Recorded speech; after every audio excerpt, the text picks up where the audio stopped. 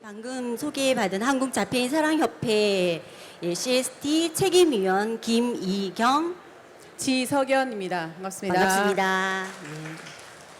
예, 저희는 지금부터 50분 동안 WHO AS CST에 관련한 발표를 해드리려고 합니다. 오늘 저희가 발표할 내용은 CST의 내용과 그리고 CST를 사실 저희가 지난해 9월에서 11월 3개월 동안 프리파일럿이라고 해서 현장 적용 저희가 연구를 했습니다. 진행했습니다. 그래서 그 결과에 대해서 오늘 이 자리에서 여러분들과 나누려고 합니다. 사실 그 결과에 대한 발표는 오늘 처음입니다. 그리고 가장 많은 내용이 발표되니까 많이들 들어주시기 바랍니다. 자, 그럼 먼저 시작을 하도록 하겠습니다.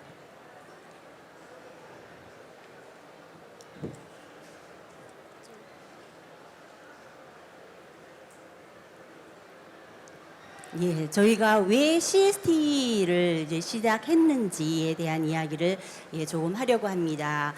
이 CST가 왜 필요했는지, 그리고 현재 우리나라의 상황, 현황은 어떠한 것인지를 이제 조금 살펴본 후에 그 내용에 대한 것을 자세히 말씀을 드리려고 합니다. 그럼 먼저 왜 CST여야 하냐에 대한 것을 국가 통계 자료를 통해서 저희가 한번 살펴보도록 하겠습니다.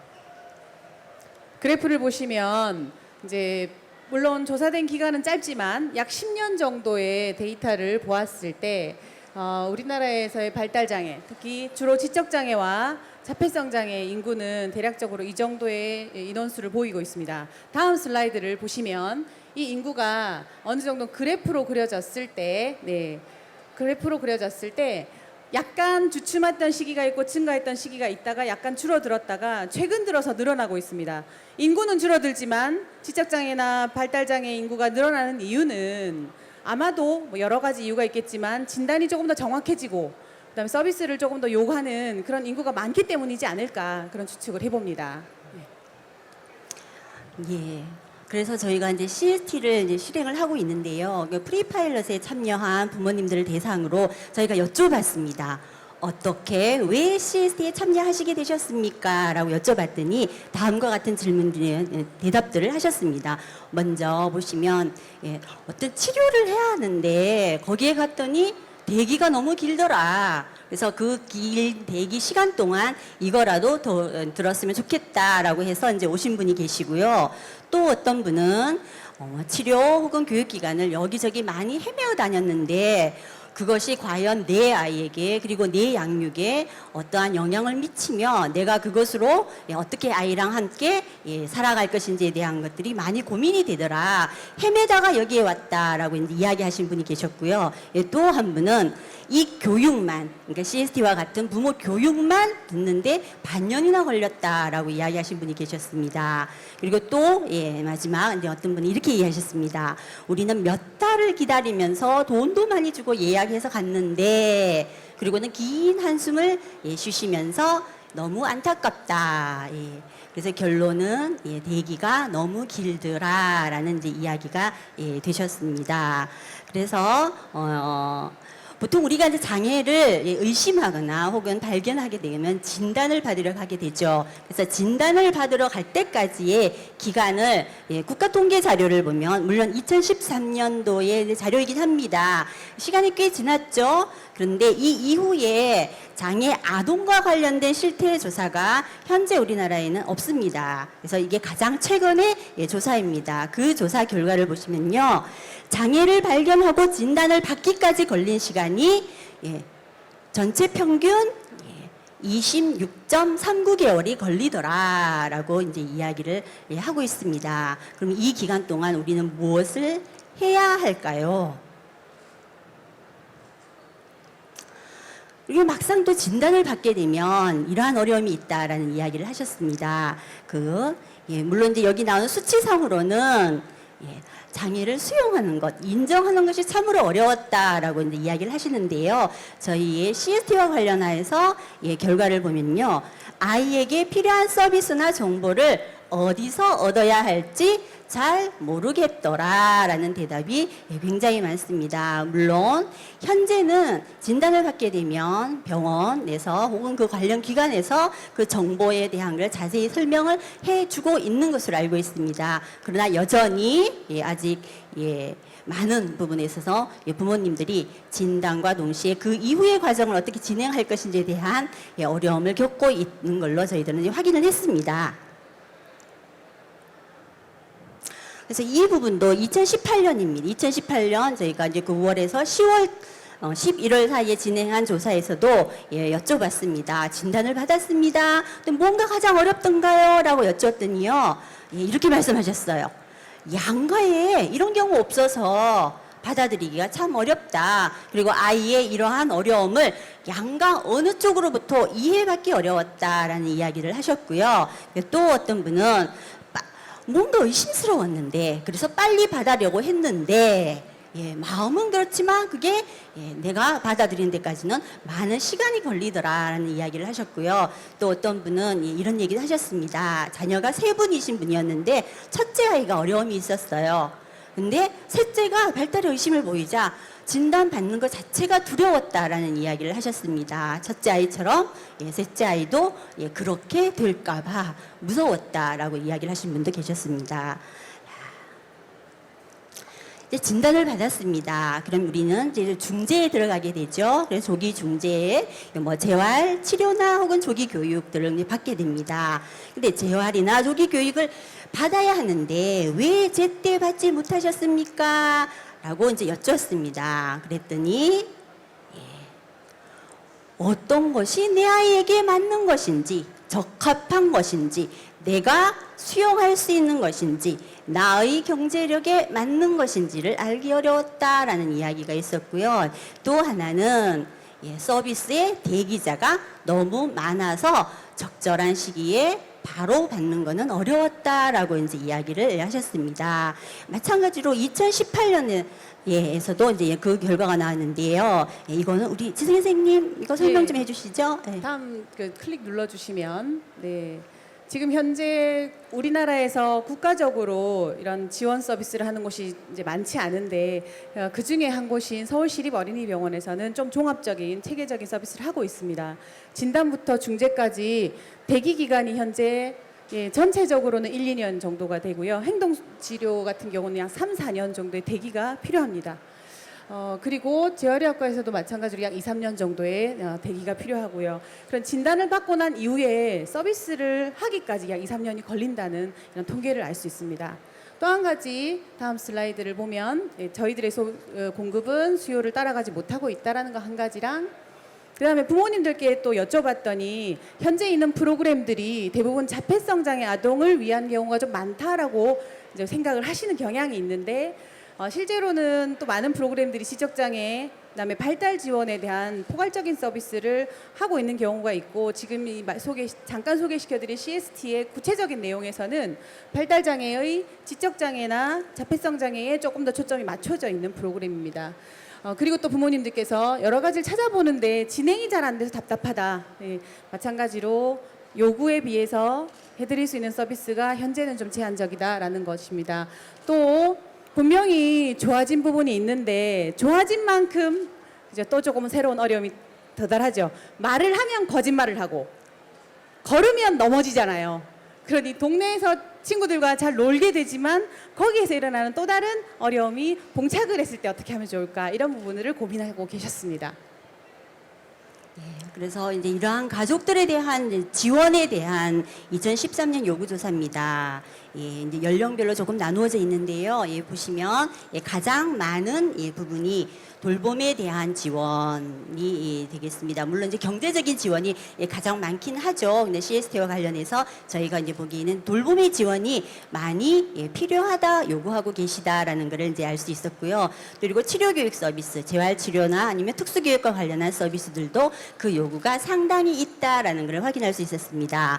이제 저희 2018년 저희들의 이제 인터뷰 상에서 나타난 결과로도 보시면 아이의 양육에 대해서 너무 힘들다라고 이야기를 하십니다. 근데 그 힘든 만큼 양육에 대한 정보나 자료가 구체적이지 않다라는 이야기를 이제 해주셨습니다. 그리고 그 양육이 고통스럽다라고 이제 이야기를 이제 해주셨습니다. 또 하나 보시면 부모가 그리고 양육자가 무언가 의욕을 가지고 아이와 하려고 하는데 아이가 잘 따라와 주지 않는다. 그러다 보니 나는 자꾸 화가 난다라는 이야기를 하셨습니다. 그러니까 양육 기술에 대한 어려움이 있다라고 이제 저희는 판단을 합니다.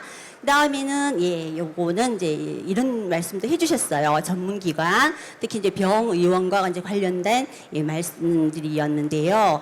부모는 정말 애타는 심정으로 찾아갔는데 그 애타는 심정을 조금만 더 살펴주셨으면 좋겠다라는 이야기들이 상당 부분 있었습니다.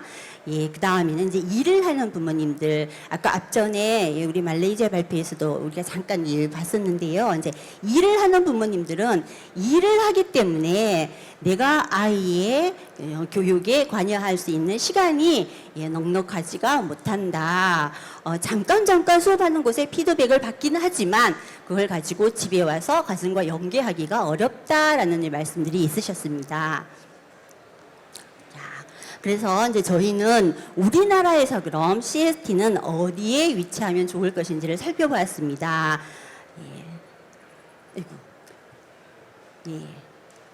여기 보시면 이제 뒷부분에 CST 내용에서도 조금 상세히 말씀을 드릴 텐데요.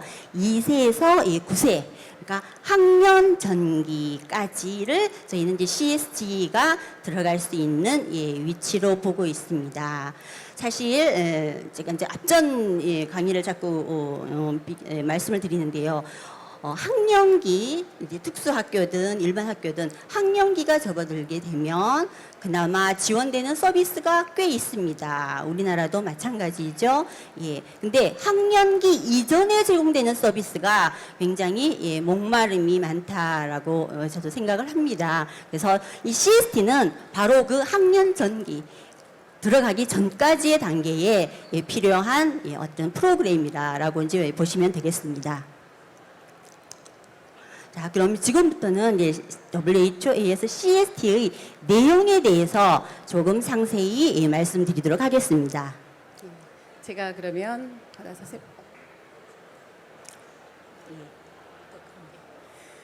네, 그러면 CST 내용을 본격적으로 좀 소개시켜 드리겠습니다. 그 배경은 WHO가 이제 2013년도에 전체적인 부분에 있어서 자폐 스펙트럼 장애의 관리를 좀 더 포괄적으로 그리고 조정된 노력을 하자라는 결의를 하게 됩니다. 해마다 건강에 대한 지원을 하는 데 있어서 사실은 발달장애와 자폐성 장애는 세계 공통의 이슈라는 거죠. 그래서 이 부분을 놓고 공통적으로 지원하기 위한 어떤 전략 중에 하나가 아동이기 때문에 모자보건, 그래서 여성의 건강 그리고 아동 청소년기의 건강을 위해선 발달장애의 아동을 중심으로 그 양육자를 지원해야 된다, 이런 개념으로 일어나고 있습니다. 모자보건에 대한 여러 가지는 전염병 예방도 있지만 이제 일찍 장애가 조기 발견이 되었을 때 그로부터 발생되는 여러 가지 상황들을 이해하고 예방할 수 있게끔 그렇게 전략을 세우는 그런 WHO 구획 중에 어디에 포함이 되냐 하면 1차적으로는 여기에 정신건강의 격차를 줄이기 위한 프로젝트 안에 포함이 되는 것입니다. 여기 정신건강이라고 하는 것은 특히 양육자의 정신건강이 포함이 됩니다. 그리고 이제 아동의 정신건강이 포함이 되겠고요. 그리고 또 한 가지는 WHO는 아무런 방법을 그냥 쓰는 것이 아니라 근거에 기반된 그런 중재들을 패키지로 모아서 그래서 서비스를 지원하게끔 되어 있고, 그리고 병원 중심이 아니라 지역사회, 우리 집에서 내가 사는 가정에서 지역사회의 기반으로 한 서비스가 전문가들의 협업적인 네트워크로 하게끔 그렇게 시행이 되게끔 가이드하고 있습니다.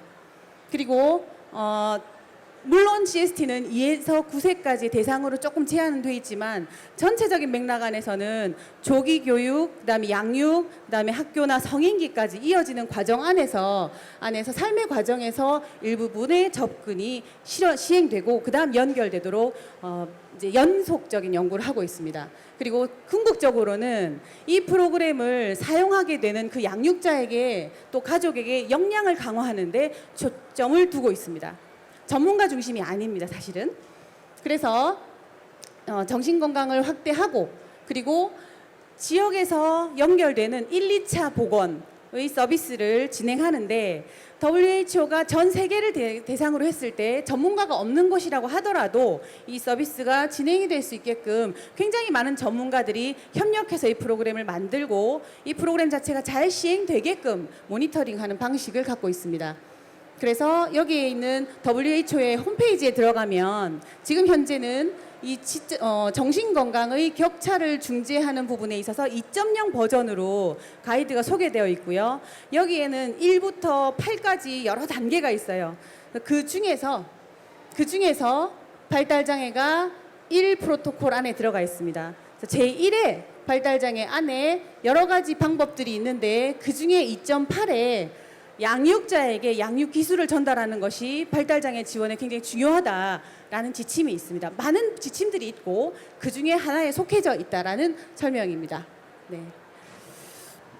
그 다음에 잠깐 한 태 보시겠습니다.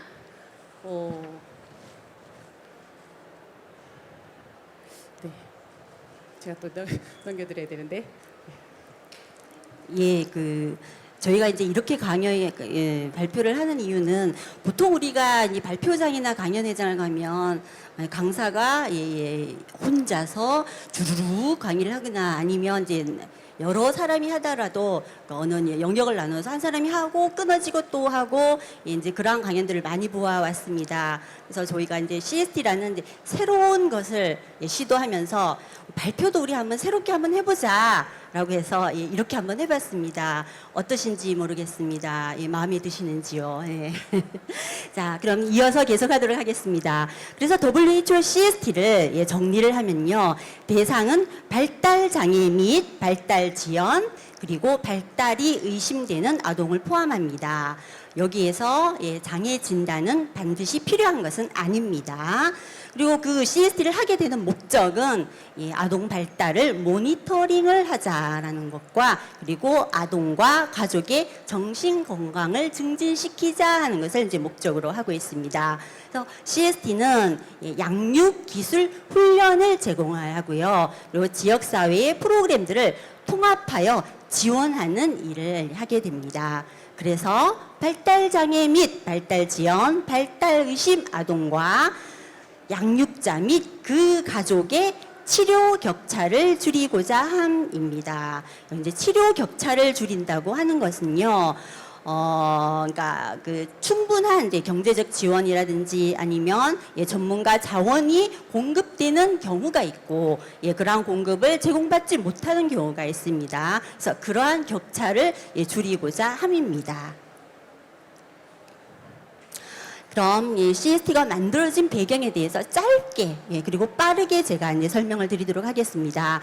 앞전에서 세계보건기구 총회에서 의결을 거쳐서 CST가 개발되었다는 설명을 드렸습니다. CST 프로그램을 개발한 프로세스를 보시면요, 2013년에 그 니즈가 필요하다라는 게 요구되어서 그 이후에 쭉 여러 가지 근거 기반에 대한 자료를 연구를 하고 해서 저희가 이제 프로그램을 이제 개발하게 되는데요. 이 개발된 프로그램은 보시면 매번 리비전을 단계를 이제 거치게 됩니다.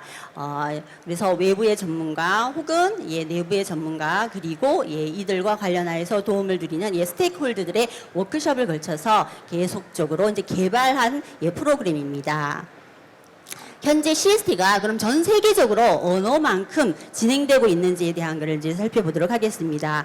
지난 2018년 12월에도 중국의 샤먼에서 CST와 관련한 테크니컬 미팅이 있어서 저희 두 사람이 다녀왔습니다. 이 미팅을 통해서 WHO는 전 세계적으로 CST가 어느 나라에서 어느 단계로 진행되고 있는지를 이제 점검을 합니다. 예, 그때 이제 보여진 이 표인데요. 이제 좀 더 큰 표로 이제 자세히 말씀드리면, 예, 지금 색칠이 되어 있는 부분은 CST가 지금 도입되어 있는 국가로 이제 보시면 됩니다. 뭐 미국부터 시작해서 캐나다, 러시아까지 중국 많은 나라가 CST를 도입하고 있고요.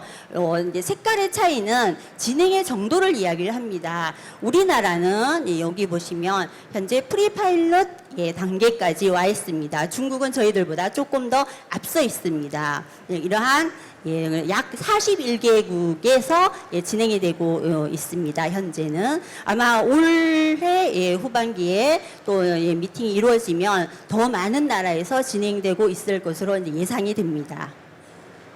자, 아까 말씀드린 대로 CST를 들어오면 이러한 단계를 거치게 됩니다. 이제 계획을 하고 조정을 하고 그다음에 이제 CST를 진행할 마스터 트레이너라고 하는 MT를 양성을 합니다. 그리고 MT들의 교육이 끝나면 그다음에 사전 시범 현장 연구 프리파일럿이 진행이 됩니다. 우리나라는 현재 사전 시범 현장 연구가 끝난 상태입니다. 차후 국가 시범 연구가 진행되어야 되는데요. 그래서 저희는 이제 관련 정부 부처랑 계속 협의를 진행하고 있습니다.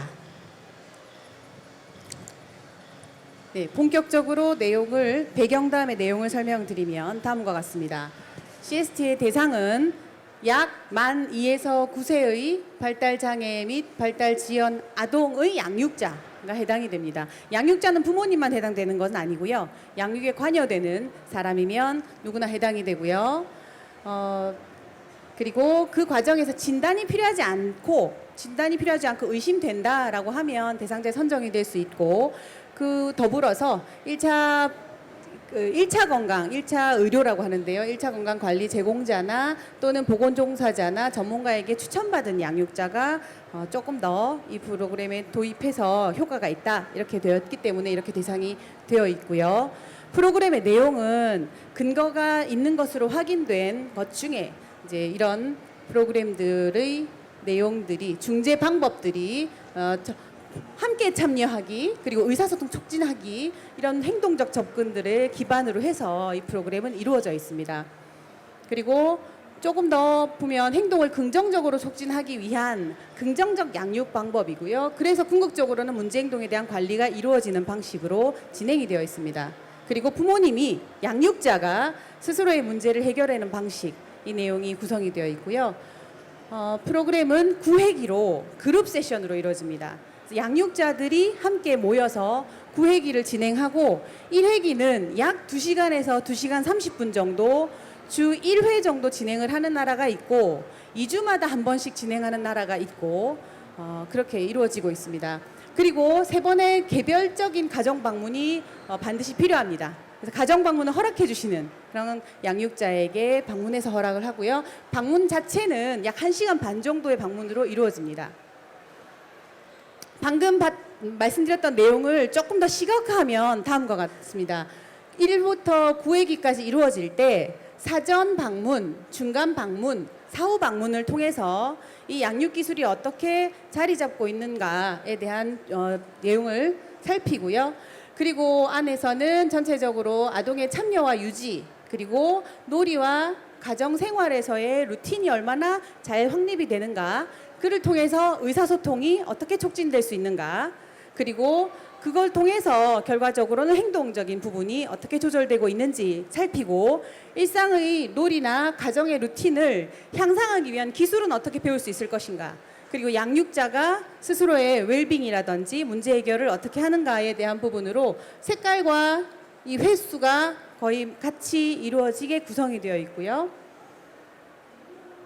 그리고 조금 더 그림으로 살펴보면 양육자가 함께 모여서 이렇게 사이클이 방금 말씀드렸던 그 단계가 계속적으로 이루어지게끔 마치 유화를 그리듯이 처음에는 놀이와 가정 루틴에 참여를 공유를 하고 참여가 이루어진 부분으로 의사소통을 했는데 또 다른 루틴을 하면 또 다른 참여가 이루어지니 또 의사소통이 이루어지고 그러면서 부모님은 계속적으로 자기 웰빙을 관리하고 그리고 기술을 향상하면서 아동이 부모님과 집에서 적응 행동이 계속 일어나면서 그리고 문제 행동에 대한 이해가 되기 때문에 예방과 대응이 일어나게끔 이런 사이클이 계속 일어나게 프로그램이 구성이 되어 있습니다. 네. 예, 이제 이 프로그램은 이제 전달을 해야 하는데요. CST는 매뉴얼로 되어 있습니다. 그래서 이 주어진 이 매뉴얼을 가지고 양육자에게 전달하는 이제 시스템입니다. 먼저 이 WHO AS 이제 CST 개발자들이 되겠죠. CST 개발자들에 의해서 각 CST를 시행하고자 하는 나라에 MT 마스터 트레이너를 양성하게 됩니다. 이제 저희 나라에서는 두 번의 MT 트레이닝이 있었습니다. 이제 첫 번째 트레이닝이 있었고요. 지난 12월에 두 번째 2차 마스터 트레이너 양성 교육이 있었습니다. 이 교육을 통해서 양성된 MT들은 FC, 퍼실리테이터를 양성할 수 있게 됩니다. 양성된 퍼실리테이터들이 직접 양육자를 이제 만나서 CST 프로그램을 전달하는 역할을 이제 하게 됩니다. 저희가 2018년 9월에서 11월까지 3개월 동안 주 1회 이제 추석이 낀 주는 약간 이제 시간 조정이 있었습니다. 그래서 프리파일럿을 이제 진행을 했습니다. 서울시립어린이병원과 성남시 아동청소년 정신건강센터 두 군데에서 저희가 이제 진행을 했는데요. 그 진행한 연구 결과를 저희가 오늘 드디어 아주 간략하게나마 이제 발표를 하려고 합니다. 먼저 이제 CST 이 프로그램에 참여하는 대상자 선정 기준이 있었습니다. 앞전에서도 보셨지만 선정을 하는 데는 1차 보건과 관련된 아니면 정신보건과 관련된 전문가들의 의뢰가 있어야지 대상자로 선정된다라는 말씀이 있었습니다. 저희들은 이러한 기준으로 선정을 했습니다. 앞서 말씀드린 발달장애, 발달지연, 발달의심아동 진단이 없는 것은 괜찮습니다. 그다음에 상임회의 가정방문이 가능한 양육자였고요. 그다음에 이제 CST 9회를 가능하면 전회를 다 참석할 수 있는 분, 그리고 연구이다 보니까 비디오 촬영이 필요했습니다. 그래서 비디오 촬영에 동의를 해주시는 분들에 의해서 선정을 하여서 저희가 3개월 동안 이제 진행을 했습니다. 진행을 하면서 이제 연구 도구들입니다. 평가 도구들은 이 도구들은 저희가 임의로 선정한 게 아니고요. WHO 이제 CS 팀에서 CST를 진행하고 연구를 할 때는 이러한 도구를 사용해서 얘네가 평가를 해야 한다라고 저희에게 이제 주어진 것입니다. 그래서 여기에서는 저희의 이제 어떤 조건, 환경에 따라서 선택할 수 있는데 우리는 거의 대부분 약 26개의 평가 도구를 사용하여서 연구를 진행하였습니다. 네, 이 평가를 참 힘들게 응해주셨고 참석해주신 예비연구 참여자분들께 지금 이 자리를 위해서 다시 한번 감사드립니다. 네, 소개를 시켜드리면 다음과 같은 분들이 이 아동들의 어머니, 아버님 그리고 할머니, 할아버지께서 같이 계셨고요. 총 이제 14분의 양육자 중에 남자분은 한 분 참가하시고 대부분 여성 양육자분들께서 같이 하셨지만 굉장히 할아버지께서 좋으셨다라고 말씀드릴 수 있겠습니다. 그리고 전체적으로는 학력 수준이 높은 분들이 참여해 주셨고 그런 것이 나중에 어떻게 영향을 미칠지는 저희가 조금 더 살펴봐야 될 것 같습니다. 이건 학력과 상관없이 같이 평등하게 이루어져야 되는 그런 프로그램이거든요. 그리고 아동 같은 경우는 남자아이가 조금 더 많고 여자아이가 좀 더 적었고요. 연령은 약 6세, 5.5세 정도의 수준에서 발달 연령 수준은 저희가 대략적으로 평가를 해봤을 때 그보다는 조금 더 발달 수준이 낮은 발달 지연이 의심되거나 발달 지연이 있는 아동의 양육자들이 프로그램에 참여하였습니다. 이제 저희가 이제 발표한 이제 연구 결과를 이제 지금부터 이제 말씀드리려고 합니다. 먼저 이제 부모님들을 대상으로 이제 양육 지식에 대한 검사를 이제 사전 사후 검사를 이제 시행하였습니다. 그랬더니 그 결과 이러한 그래프가 만들어졌습니다. 파란색이 사전이고요, 빨강색이 사후 결과입니다. 주목할 만한 몇 군데만 살펴보도록 하겠습니다. 사전 사후 결과에 가장 큰 차이를 이제 보였던 부분이 아동 행동 기능에 대한 이해도가 높아졌다라는 것이었습니다. 그리고 양육자의 웰빙이 향상된 것 같다라는 답이 많았고요. 그리고 아동 행동에 대한 이해, 여전히 이제 행동에 대한 뭐 기능 평가 등등에 대한 이해가 높아졌다라는 이제 의견들이 이제 많았고요. 보시면 이제 한 군데는 약간의 이제 차이가 보이긴 하는데요. 사실 요 그래프상에서는 오히려 이제 사전이 이제 높게 나오지만 실제 저희가 조금 더 이제 분석을 해봐야 정확한 건 나오겠지만, 물론 아동 행동에 대한 이해였습니다. 앞전에 보신 이제 두 개의 아동 행동에 대한 이해가 향상되었다라는 것과 봤을 때 이제 그 부분은 조금 이해의 그러니까 질문에 대한 이해의 차이였던 걸로 저희는 보고 있습니다. 그다음 이제 다른 자녀와의 비교에 대한 차이가 굉장히 많이 있었습니다. 이제 구체적으로 이제 말씀을 드리면, 장애를 가지고 있지 않는 자녀와 활동하는 것이 나는 더 재미있고 좋더라 라는 질문에 대한 답을 사전 사후로 봤을 때 처음에는 그랬다라고 이야기를 하셨습니다. 그러나 양육 기술과 관련한 CST를 들으시고는 그것만이 아니고 장애가 있다 하더라도 있는 내 아이와도 내가 재미있고 아주 유익한 시간을 보낼 수 있구나라는 답변이 나왔습니다. 대략적으로 그래서 전반적인 평가를 보면요, 양육 지식에 관련된 대부분 많은 양육자분들께서 이미 잘 하고 계시다라는 걸로 저희는 판단을 합니다. 그 다음은 양육 기술에 대한 부분입니다. CST가 양육자 기술 훈련이지 않습니까? 역시나 양육 기술과 관련하여서는 사전 사후 결과의 차이가 상당히 있었습니다.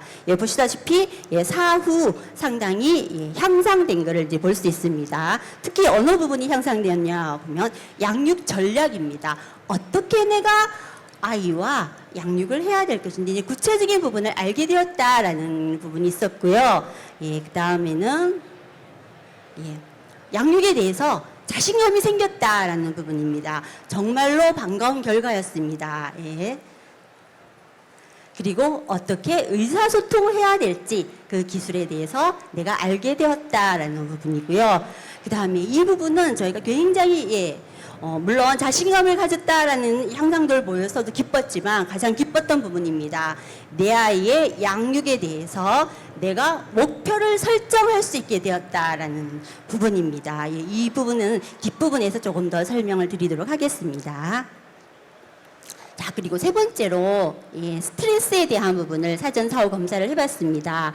보시다시피 차이가 있는 부분도 있고요, 차이가 없는 부분도 있고요, 오히려 차이가 더 커진 부분도 있습니다. 그래서 역전한 부분도 있는데 보시면 차이가 많이 이거는 그래프가 낮아져야지 좋은 겁니다. 빨간 게 사후인데요, 그래프가 밑으로 많이 내려갔습니다. 어떤 부분이었냐면요, 돌봄에 대한 시간과 에너지가 이 CST를 하기 전에는 굉장히 상당히 많은 스트레스가 되었는데 이걸 하다 보니까 내가 뭔가 할 수 있는 게 있다라는 자신감을 가지게 되셔서 스트레스가 많이 떨어져 있는 것을 이제 확인할 수 있었고요.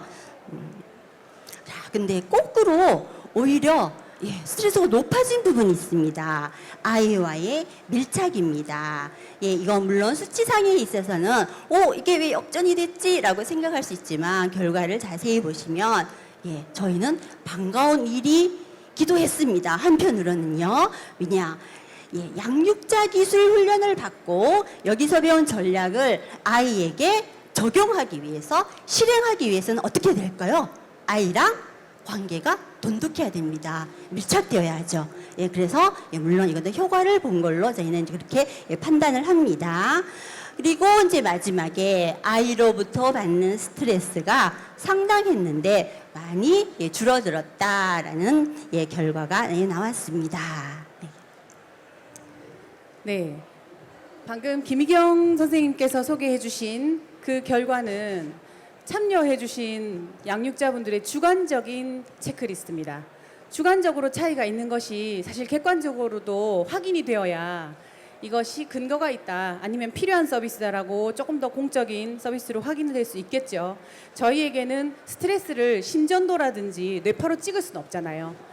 그래서 양육 기술을 조금 더 객관적인 평가로 여러 가지 파악을 해봤습니다.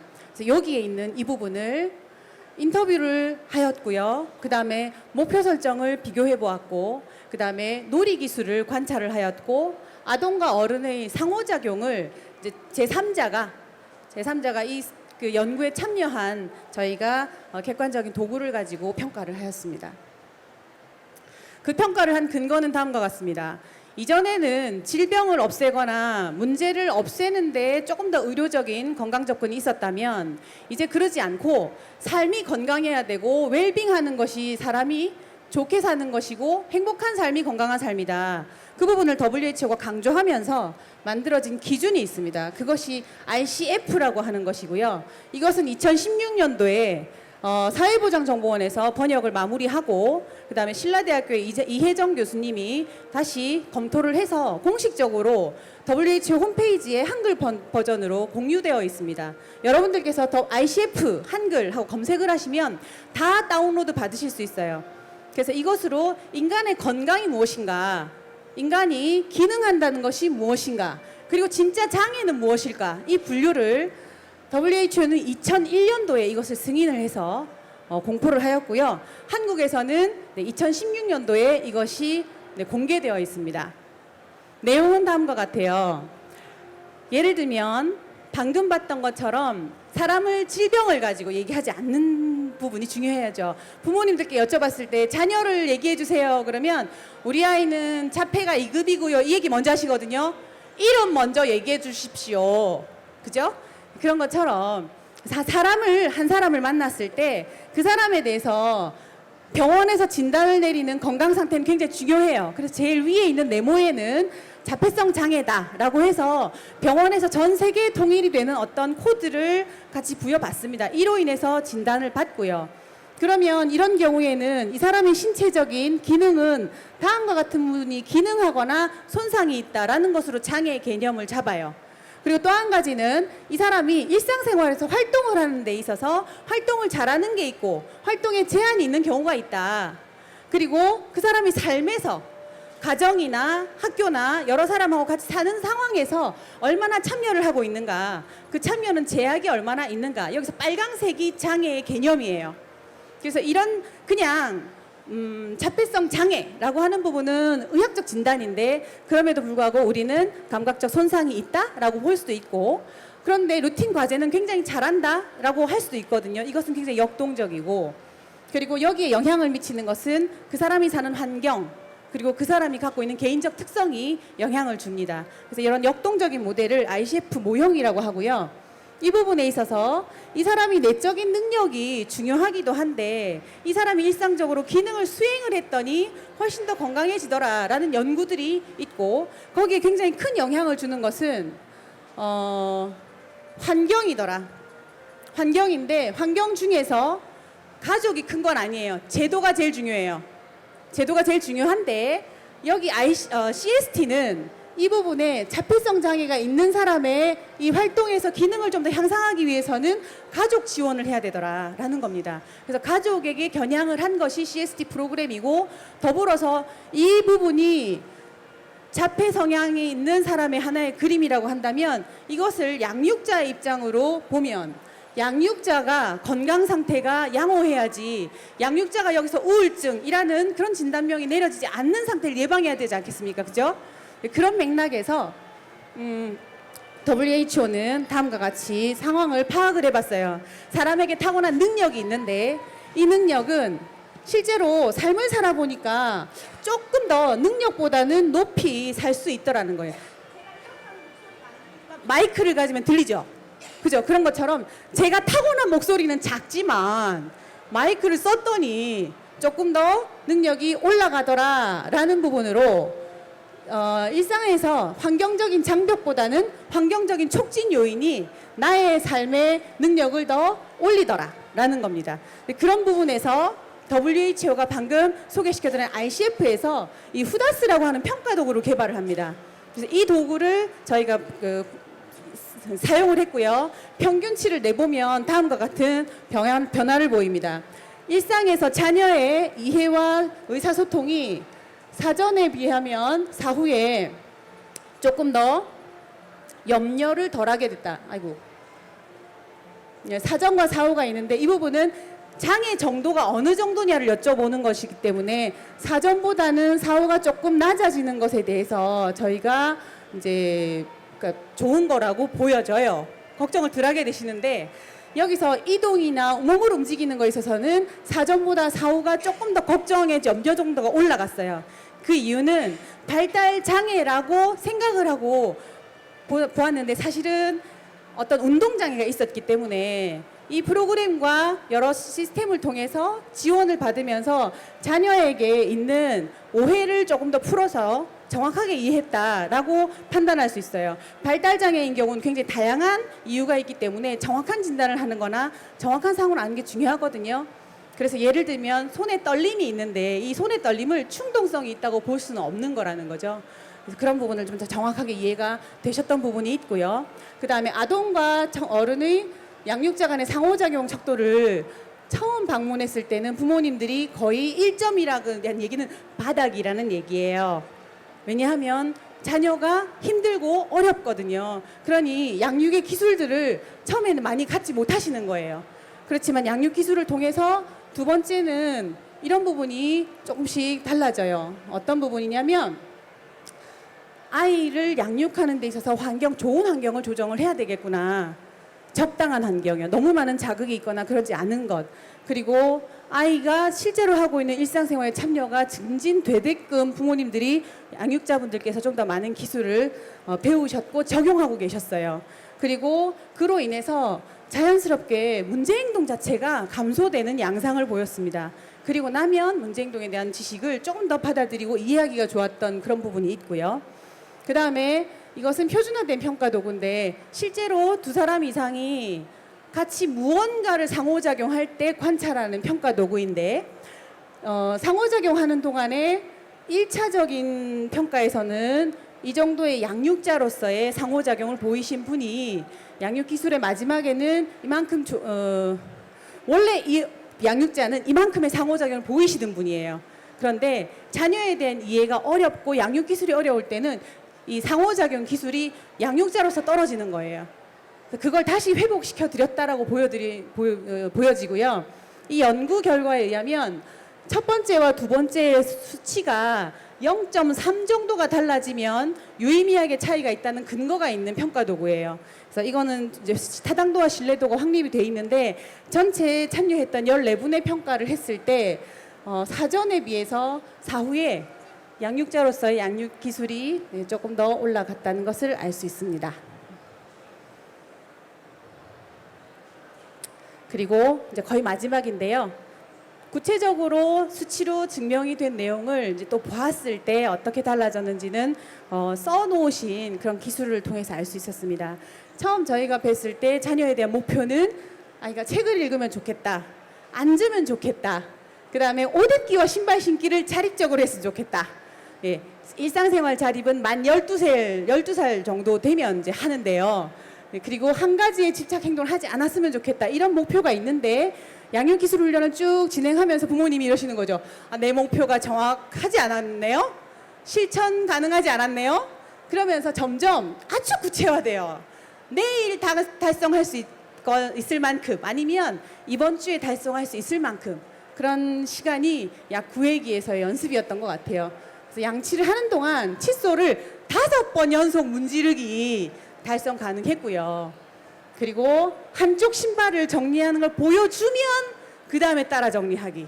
근데 구체적이죠. 달성하고 달성할 만큼의 목표를 세울 수 있다는 건 그 다음 길을 갈 수 있다는 거거든요. 그로 인해서 부모님이 자신감을 가지게 되었던 것 같습니다. 네. 마무리를